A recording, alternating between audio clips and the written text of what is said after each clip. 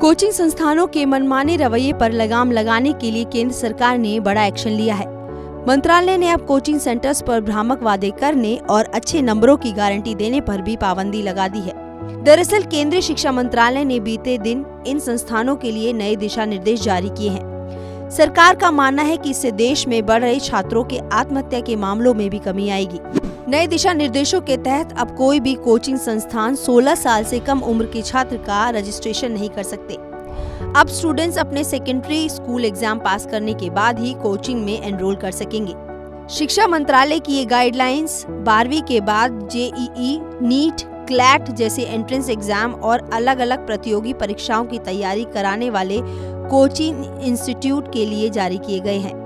इसके साथ ही कई और जरूरी गाइडलाइंस भी जारी किए गए हैं। कोचिंग संस्थानों को साफ निर्देश दिया गया है कि अब वो ना तो अच्छी रैंक की गारंटी दे सकते हैं और ना ही गुमराह करने वाले वादे कर सकते हैं।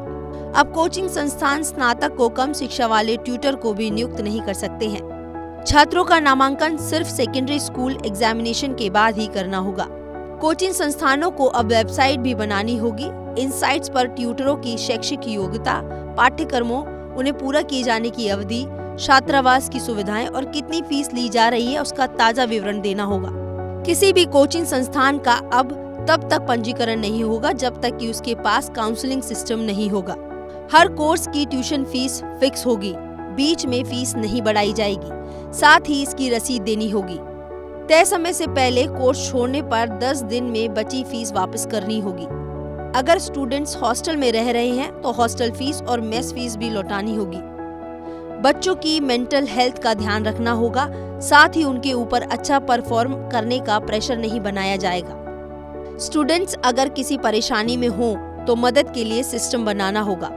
कोचिंग सेंटर्स में साइकोलॉजिकल काउंसलिंग के लिए प्रॉपर चैनल हो। साइकोलॉजिस्ट, काउंसलर के नाम और वर्किंग टाइम की जानकारी पेरेंट्स को देनी होगी। ट्यूटर भी स्टूडेंट्स को गाइडलाइंस देने के लिए मेंटल हेल्थ के टॉपिक्स पर ट्रेनिंग ले सकते हैं। एक दिन में 5 घंटे से ज्यादा क्लास नहीं चलेगी। सुबह अर्ली मॉर्निंग और लेट नाइट क्लास नहीं होगी।